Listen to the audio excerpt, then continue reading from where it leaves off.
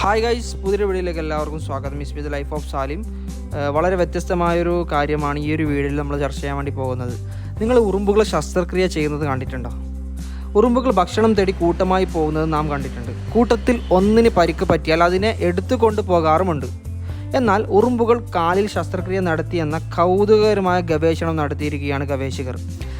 റൂസ്ബർഗ് സർവകലാശാലയിലെ ബിഹേവിയറൽ എക്കോളജിസ്റ്റായ Erik Frank Current Biology ജേർണലിലാണ് ഇതേക്കുറിച്ചുള്ള പഠനം വിശദീകരിച്ചിട്ടുള്ളത്.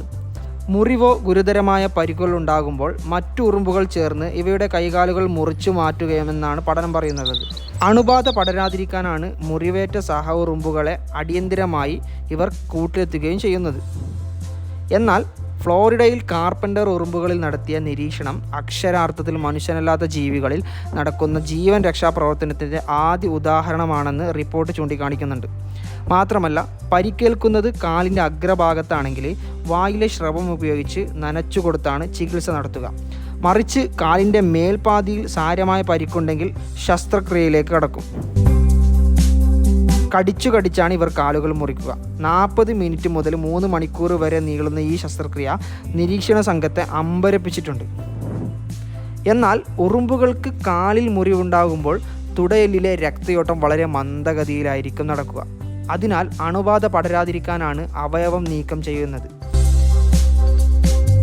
ഉറുമ്പുകൾ സഹജീവിയോടുള്ള സഹതാപം കൊണ്ടാണ് ഈ ശസ്ത്രക്രിയ ചെയ്യുന്നതെന്ന് കരുതുന്നില്ലെന്നാണ് ഫ്രാങ്ക് വ്യക്തമാക്കുന്നത്. സാധാരണ സാരമായ പരിക്കുണ്ടെങ്കിൽ അവയെ ഉപേക്ഷിച്ച് പോവുകയാണ് പതിവ്. പക്ഷേ തങ്ങളുടെ കോളനിയിൽ ജോലി ചെയ്യുന്ന ഉറുമ്പുകളെ തിരികെ കൊണ്ടുവരുന്നതിനാണ് ഇവർ ശുശ്രൂഷ ചുമതല ഏറ്റെടുക്കാറ്. ഇങ്ങനെ ശസ്ത്രക്രിയയ്ക്ക് വിധേയമാകുന്ന 95% ഉറുമ്പുകളും അവയുടെ ജീവൻ നിലനിർത്തുന്നെന്ന് ജേണലിൽ പറയുന്നുണ്ട്. അതേസമയം വായിലെ സ്രവം ഉപയോഗിച്ചുള്ള പരിചരണം 75% ഉറുമ്പുകളുടെയും ജീവൻ രക്ഷിക്കുന്നുമുണ്ട്. ഒരു തരത്തിൽ പറഞ്ഞാൽ ആൻറ്റിബയോട്ടിക് ആയാണ് അവർ അവയുടെ സ്രവം ഉപേക്ഷിക്കുന്നത്.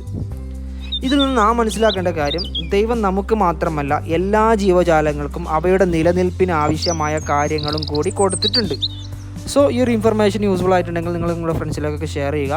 പുതിയ നല്ല നല്ല ടോപ്പിക്സിന് വേണ്ടി എൻ്റെ ചാനൽ നിങ്ങൾ എന്ത് ചെയ്യുക, സബ്സ്ക്രൈബ് ചെയ്യുക. അപ്പോൾ അടുത്തൊരു വീഡിയോയുമായി വീണ്ടും കാണാം. അതുവരേക്കും signing off the life of Salim. By.